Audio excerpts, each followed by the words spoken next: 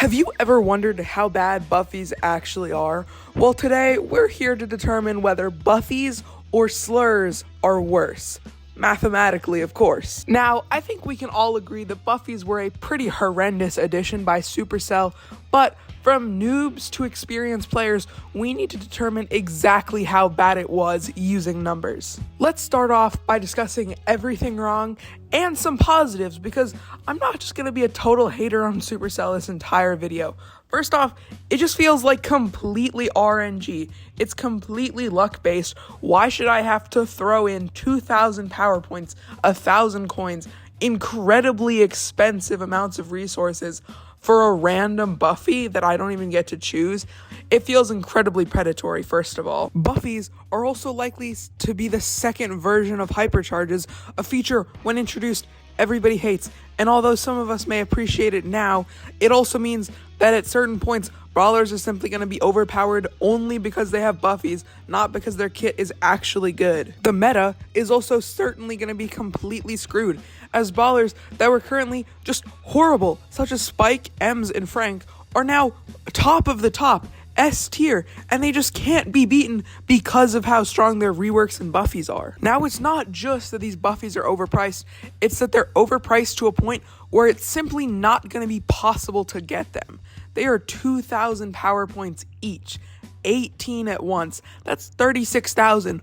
We get 3,000 a month from the free version. How are we supposed to ever catch up? To a majority of the community, and something I agree with, Buffies just seem like an excuse for Supercell to increase prices on everything, especially Brawl Passes. Now, Buffies are a Supercell problem, specifically a Brawl Stars problem, but another problem we all have are slurs. Racial, ethnic, all kinds of them are incredibly hateful words towards groups of people that are meant to spread power and control. And today, we need to determine which is worse for overall humanity. Now, slurs have existed for thousands of years, as barbarian was the very first back in the time of the Greeks, referring to those who could not speak their language. Now, back during this same time period, many other slurs like mleka and luker occurred in different areas like Sumeria and Spain. Now, over the past thousands of years, slurs have become much more targeted, designed to increase hate on somebody else and bring them down to a lower level, seen as something below human or below the person uttering the slur. Now that we have seen the mass amounts of hatred for both Buffies and the Brawl Stars community of upwards of 80 million peoples, and slurs that can affect anybody in the world, we must now determine which is worse for humanity. Now, to start off, we need to display the average amount of pain that my viewers feel by being called a slur on a graph. Now, after taking into account a poll that I did on Discord, the average from 1 to 10 was 3.67. So that is now displayed above us. Now, from the exact same people who were polled, Supercell's introduction of Buffies was given an 8.21 out of 10 on the pain scale. Now, based on my research, the average person is called a slur about 45 times in their lifetime in a non-joking manner. Now, we also have to consider the amount of Buffies that there will be in the future. So let's take a look at that graph. Now, if you include Globert, there will be 297 Buffies once all the brawlers currently known are out. But when it comes to slurs, just 45, I'm going to put that as the base number across a life. Now, Brawl Stars has about 8 million monthly players, so let's just roughly calculate the amount of Buffies there would be by, let's say, 2030. Now, there's about 8 million monthly players who play Brawl Stars, and if we move to, let's say, 2030, there would be about 480 Buffies total.